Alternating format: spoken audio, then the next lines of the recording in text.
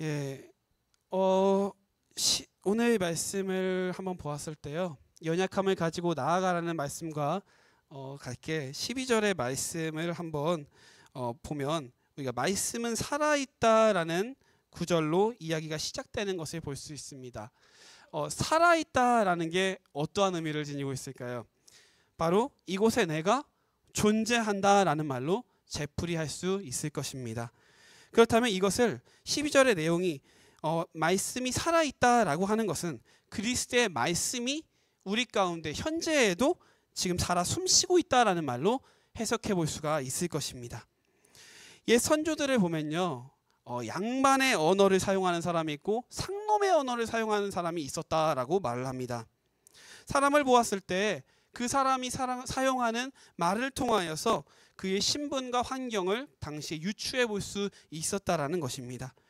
오늘날에도요, 사투리를 사용하시는 분들을 보면 그분이 어느 지역에서 왔고 어떠한 성품을 지니고 있는지를 우리가 간접적으로 알 수가 있잖아요.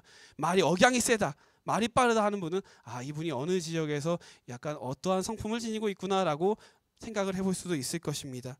이 사람을 보았을 때요, 그 사람이 사용하는 말을 통하여서 우리가 알 수 있는 것처럼 마찬가지로 우리 크리스찬들도 내재되어 있는 언어가 존재하니 바로 성령의 말씀, 오늘 성경에서 말하는 등장하는 예수 그리스도의 살아계신 말씀이 그것입니다.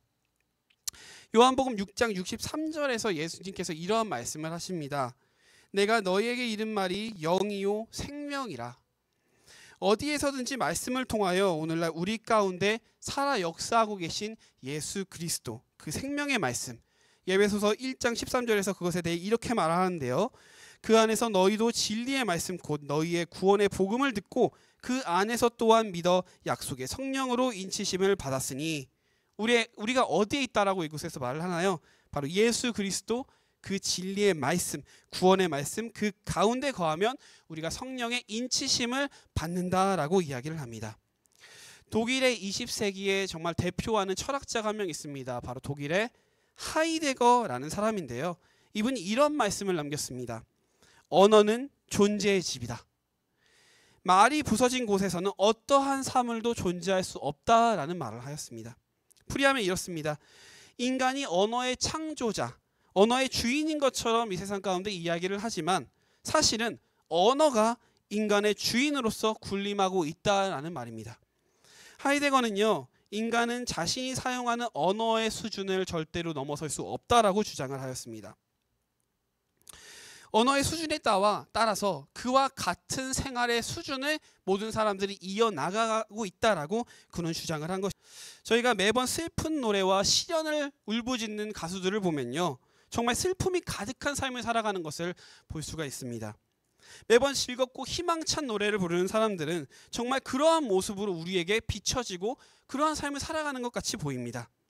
어떠한 언어를 사용하는지 그 언어를 사용하는 사람의 말씀은 살아있고 활력이 있어 좌우의 날선 어떤 것보다 예리하여 혼과 영과 및 관절과 골수를 찔러 쪼개기까지 하며 또 마음의 생각과 뜻을 판단하나니 지으신 것이 하나도 그 앞에 나타나지 않은 것이 없고 우리의 결산을 받으실 이의 눈앞에 만물이 벌거벗은 것 같이 드러나느니라.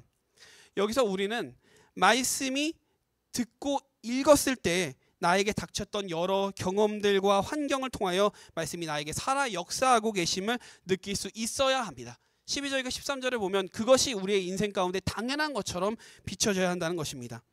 내가 예수 그리스도 안에 거하고 있으면 예수 그리스도의 말씀이 하이데거의 말을 이용했을 때처럼 나의 집이 되고, 그리고 이 말씀을 듣고 두려움에 떨을 수밖에 없는 것입니다. 나의 혼과 영, 골수까지도 하나님 앞에서 다 드러나게 된다라면 어떠한 자들이 이 말씀에 두려워 떨지 않을 수가 있겠습니까?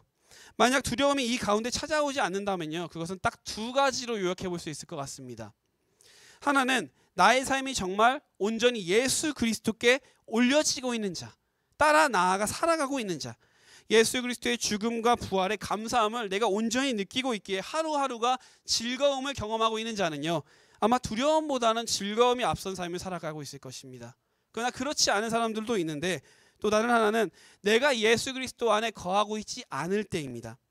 예수님을 향한 믿음이 이르는데 실패하여서 새 언약의 백성이 아닌 세상의 백성으로서 나아가고 있는 자들, 그러한 상태일 때는 내가 어떠한 주님의 말씀을 들었을 때에도 두려움이 나와 함께하지 않을 것이라 생각을 합니다. 말씀은 열심히 들었는데 그것이 내가 거하고 있는 주님의 집을 보수하는 재료로 사용되기는커녕 세상의 재료들을 끌어와서 그것을 보수하고 있다라면 어떠한 마음의 감동도 터치도 내 인생 가운데 나의 말씀을 듣는 그런 가운데 임재할 수 없다라는 것입니다. 제가 다니던 고등학교의 선생님이 학생들에게 자주 하시던 말씀이 하나 있는데요. 학생이 무언가를 잘못하고 무언가를 나쁜 행동을 하였을 때 꼭 이 말씀을 하셨습니다. 내가 지금 너에게 이렇게 이야기를 하였어. 그러면 잘못한 것에 대하여 2에서 5장의 페이지 에세이를 써서 제출하도록 하렴. 이 선생님의 의도가 과연 무엇일까요? 2에서 5장짜리 에세이를 받는 것이 목적일까요? 학생이 진짜 잘못한 것을 느끼고 있다라면요, 학생은 선생님의 훈육에 대하여 여러 가지 생각을 해보게 될 것이고 자신의 삶과 대조하여서 글을 써나갈 수가 있을 것입니다. 많은 요소들, 내용들이 에세이 가운데 반영될 수가 있을 것이라는 것이죠. 그러나 그러지 않다면요, 죄송합니다, I'm sorry 라는 말이 분명히 한 100번은 그냥 종이에 꾀곡히 그것만이 적혀 있을 수밖에 없을 것입니다. 우리의 신앙생활도 마찬가지라 생각을 합니다. 내가 성경의 말씀을 개인적으로 묵상을 하든 또는 예배 가운데 말씀을 경청하든 그 시간 나의 마음이 예수 그리스도를 따라 나아가고 있다라고 한다면 나는 나의 삶 가운데 많은 것을 그 가운데 대입해보고 묵상하면서 고쳐나갈 수가 있을 것이란 말입니다. 그런데 그렇지 않다면 예배가 언제 끝날지 시계만 쳐다보고 또는 세상의 생각들이 주인이 된 시간을 내가 예배 가운데 또는 성경에 있는 묵상 가운데 경험하고 있을 수밖에 없다라는 것이죠. 저의 개인적인 이야기를 하나 해보도록 하겠습니다. 제가 전에 잠시 동안 다녔던 교회에서의 일인데 이 교회에는 한 가지 전통이 있었습니다.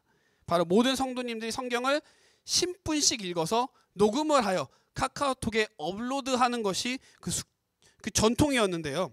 취지는 정말 좋았습니다. 하루에 성경을 10분은 읽어야지 라는 담임 목사님의 결단과 의지가 보여지는 것이었어요. 그런데 이것이 한 달, 2달 지나가면서요, 성도님들의 입장에서 그리고 거기 안에서 거하는 교육자들의 입장에서 숙제처럼 다가올 때가 있었다라는 것입니다. 왜요? 성경을 읽기만 하고 있으니까 그런 것이었습니다. 성경 읽기를 내 생각과 내 삶에 반영해보는 묵상의 시간으로 생각하는 것이 아니라, 사용하는 것이 아니라 그냥 읽고만 있으니까 이것이 숙제처럼 다가온 것입니다. 이 빨리 10분이 지나가기를 바라면서 성경 구절을 읽다가도 잠깐 멈춰서 이 말씀이 나에게 이렇게 다가오는구나 라면서 생각해 볼 틈도 없이요, 빨리 다음 구절을 10분 동안 읽어 나가고 있는 것이에요. 다들 10분 채우기에 바빠서 올린 것을 확인해 보면 무슨 말을 하는지도 알 수가 없습니다. 계속 중얼중얼거리면서 10분을 이야기를 하는데 그 안에 어떠한 감동도 어떠한 쉐어링도 없는 것을 볼 수가 있었어요. 다들 바쁘시기만 하시더라고요. 성경을 읽고 녹음만 한다. 내가 어떠한 것을 말씀을 통하여서 느꼈다라면요, 단순히 읽기만 해서는 안 됩니다. 구절 하나하나를 뜯어보고 그 가운데 나의 연약함도 찾을 수 있어야 됩니다. 이것이 나에게 어떠한 말을 하고 있는지, 그리고 다른 이들에게는 어떠한 심령 골수를 뽑아내고 있는지를 우리가 알아야 할 필요가 있습니다. 그래서 우리가 함께 큐티하는 시간을 가지는 것이고, 다만 읽지만 아니하고 다른 이들과 쉐어하는 시간을 가지는 것입니다. 이때 살아 역사하시고 계신 예수 그리스도의 말씀이 우리 가운데 심령을 쪼개어서 성령님의 임재하심을 경험하게 할 것이라 확신합니다. 제 동생이 공군에 있을 때의 이야기인데요, 공군은 특이하게도요, 갓 들어온 훈련생들에게 이 자대를 결정할 수 있는 권한을 줍니다. 근데 이 권한을 가지는 것이 순위순으로 결정이 돼요.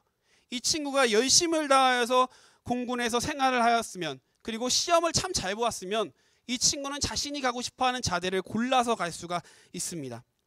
이 자랑은 아니지만 제 동생은 이 가운데 수십 명의 친구들 가운데 2등 정도 하이 랭크에 속하여 있었다라고 합니다.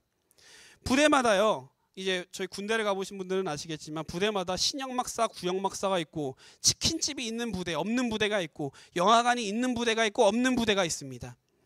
그런데 이 부대 안에 어떠한 시설이 있는지에 따라서 정말 가고 싶어하는 지역이 되고 절대로 가면 안 된다라고 생각하는 그러한 지역이 됩니다. 이 상위권에 있는 아이들은요, 그러한 것들을 조목조목 따져서 부대를 골라서 갔습니다. 1등이었던 아이가요, 어느 날 이 제 동생한테 이런 말을 하더랍니다. 네가 가고 싶은 거 가. 나는 내 집과 가까운, 그런 거 따지지 않고 그러한 내 집과 가까운 곳으로 가기로 했어. 그러니까 그 당시에 너가 가고 싶어 하는 곳, 그 당시에는요, 청주 공군기지가 참 인기가 있었어요. TO가 한 자리밖에 나오지 않을 정도로요, 정말 인기 있고 시설이 참 잘 갖추어져 있는 부대였습니다. 그래서 제 동생은 딱 다짐을 했대요. 1등 아이가 나에게 넘겨주었으니까 그래, 내가 청주 공군기지에 지원을 하도록 하자 라면서 신청을 하기 위해서 이제 다음날 신청을 하려고 묵묵히 기다리고 있는데, 한 아이가 울고불고 제 동생에게 나아가서 옷자락을 붙잡으면서 이렇게 말했다고 합니다. 제발, 내가 청주에 집이 있는데, 충청남도인가 그 청주에 있는데 그것에 내가 가고 싶으니까 제발 나에게 양보 좀 해줘 라고 울고불면서 이 친구가 매달리더래요. 이 세상 사람들 같았으면 뿌리치면서 내가 좋은 데 가야지, 내가 뭔 상관이야 라고 했을 텐데, 제 동생이 얼마나 이 친구를 사랑했는지, 어쩌면 오지랖이 넓었는지도 모릅니다. 이 친구에게 잠깐 내가 생각해 볼게 하면서 이제 밤을 새워서 밤 가운데 성경을 읽으며 기도를 하였다라고 해요. 하나님께 기도를 하였다라고 합니다. 무시하면 되었을 텐데 저는 차라리 그 친구가 무시하면 좋겠다라고 생각해 본 적도 있어요. 근데 이 친구가 기도를 하면서요, 이러한 응답을 받았다고 합니다. 요한일서 4장을 읽었다라고 해요. 이게 기도를 하던 도중에 읽다가 하나를 딱 폈는데 안 좋게도 요한일서 4장이 뜬 거예요. 여기서 20장에서 21장을 딱 읽게 되었는데, 누구든지 하나님을 사랑하노라 하고 그 형제를 미워하면 이는 거짓말하는 자니 보는 바 그 형제를 사랑하지 아니하는 자는 보지 못하는 바 하나님을 사랑할 수 없느니라. 우리가 이 계명을 주께 받았으니 하나님을 사랑하는 자는 또한 그 형제를 사랑할지니라. 일단 형제가 나와버렸어요. 이 구절에 사랑이 나와버렸습니다. 어떤 내용인지 중요하지가 않아요. 일단 형제와 사랑이 나왔기 때문에 이 친구는 마음에 감동을 받았습니다. 그래, 이것은 하나님의 응답이야. 이 친구를 위하여서 내가 넘겨주어야지. 그런데 좋아, 이것으로 끝나는 게 아니다. 다 넘겨주자 해서요, 당시에 원주 공군기지가 참 인기가 없었다라고 해요. TO가 너무도 많아서 다들 가고 싶어 하지도 않았는데, 그래, 내가 너희들을 위하여 희생할게 하면서 원주 공군기지에 지원을 했다라고 합니다. 그 이야기를 딱 들었을 때 부모님의 심정은 어떻겠어요? 가까이 있는 자들의 심정은 어떻겠습니까? 정말로 쓸쓸한 거예요. 차라리 이 친구가 성경을 딱 폈을 때 저희가 어제 그 과거에 읽었던 히브리서 4장 10절에서 11절의 말씀이 나왔으면 얼마나 좋겠어요. 우리가 저 안식에 들어가기에 힘쓸지니 하나님이 자기 일을 쉬심과 같이 그도 자기 일을 쉬어야 하느니라. 쉼을 받자라는 것이 우선시 되었다면 얼마나 좋았겠어요. 그냥 내용은 중요하지 않고 9절에서 쉼이 있다는 것만으로도 그 친구는 아마 넘겨주지 않았을 거예요. 근데 이 친구가 성경을 읽었을 때 그게 나의 심령을 쪼개는 무언가가 있었다라고 합니다. 그래서 이 친구에게 넘겨준 거예요. 부모님은 그 이야기를 들으시고요. 참고로 저희 부모님 아버지께서 목사님이십니다. 목회를 담당하고 계세요. 그러다 보니까 다 읽으시고 다 들으시고, 그래, 너의 뜻대로 하렴. 이것이 하나님의 뜻이겠지.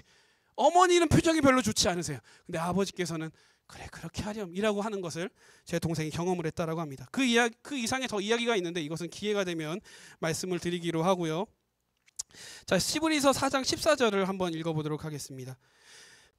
다 함께 읽고 가겠습니다. 그러므로 우리에게 큰 대제사장이 계시니 승천하시니 곧 하나님의 아들 예수시라. 우리가 믿는 도리를 굳게 잡을지어다. 우리 안디옥 교회 성도님들에게 있어서요, 예수 그리스도를 믿는 믿음의 도리는 과연 무엇입니까? 누군가에게 양보하고 국률이 그들을 여기는 것, 또는 어제 임재영 목사님이 말씀하셨던 얼음 열덩이 사건, 우리 모두는 각자가 예수 그리스도께 받은 성령의 말씀 가운데 살아가고 있습니다. 죄 없는 예수님이 우리를 위해 받으신 고난과 고통, 무한한 사랑을 지니신 예수님은요, 우리의 연약함을 언제나 동정하십니다. 그렇다면 우리 또한요, 우리 주변에 있는 이웃들, 친구, 가족, 직장 동료들을 그러한 자들의 연약함을 동정할 수 있는 자들이 되어야 합니다. 이것이 가능할 때 예수 그리스도의 말씀이 우리의 집이 되고 우리가 그 안에 거하는 것이, 그것을 보수해 나가는 것이 가능하게 됩니다. 우리는 죄인입니다. 그렇기 때문에 중보자가 반드시 필요합니다.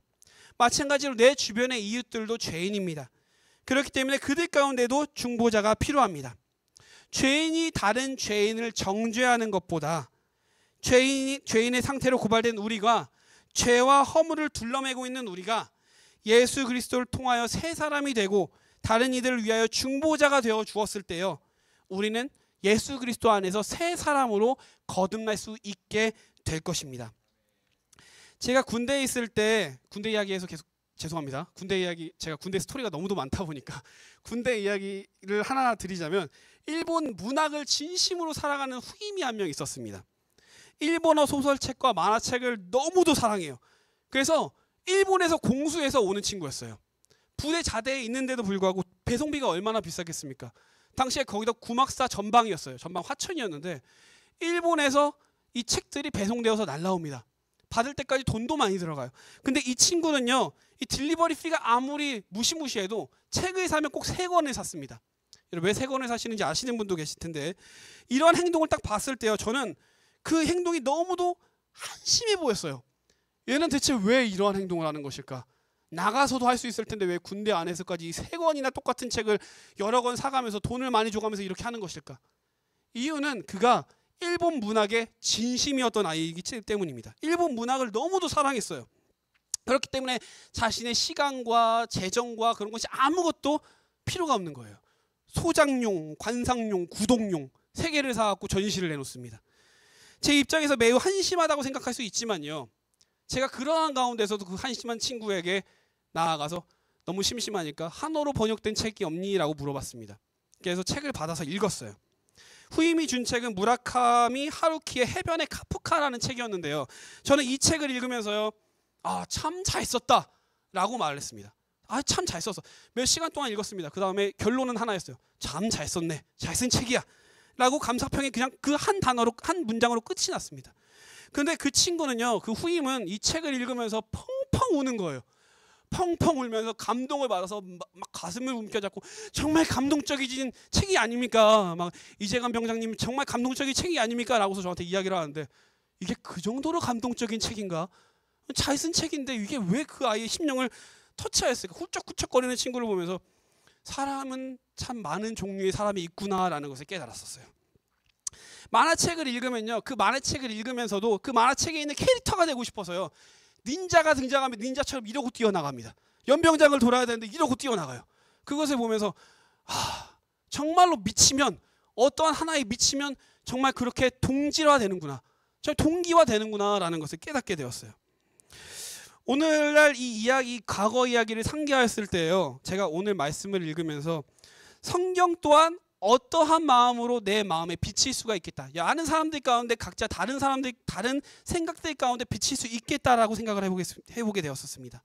그러면서 나는 과연 성경을 바라보았을 때 무릎을 꽉 치면서 참 잘 썼네 라고만 대답을 하고 있는 것인가, 감탄하고만 있는 것인가, 아니면 성경 안의 인물과 동화되어서 다윗처럼 함께 춤추면서 이거 책 구절을 읽으면서 그래, 하나님이 나에게 이렇게 역사하셨지라면서 다윗과 같이 신나서 춤추던가, 춤추는 내가 있는가, 아니면 하나님께서 나에게 속삭이는 것을 내가 경험하고 경청하고 있는가, 그것을 내가 한번 생각해 보게 되었다라는 것입니다. 우리가 얼마만큼 성경을 사랑하고 그 안에 있는 내용을 내가 받아 먹고 있을 때, 그것이 나의 삶을 보수해 나아가고 있을 때는요, 그것이 나의 삶과 싱크로 되어서 하나님께서 나에게 말씀하시는 나의 연약함을 끄집어내는 언어로서 들려지게 될 것입니다. 말씀을 마치려고 합니다. 요한복음 1장 14절에서 말합니다. 말씀이 육신이 되어 우리 가운데 거하심에, 13절에서 드러나느니라 하는 말씀이 있는데요, 헬라어 원문으로 봤을 때요, 이것이 짐승의 가죽을 벗기듯이 하는 뜻을 지니고 있었다라고 합니다.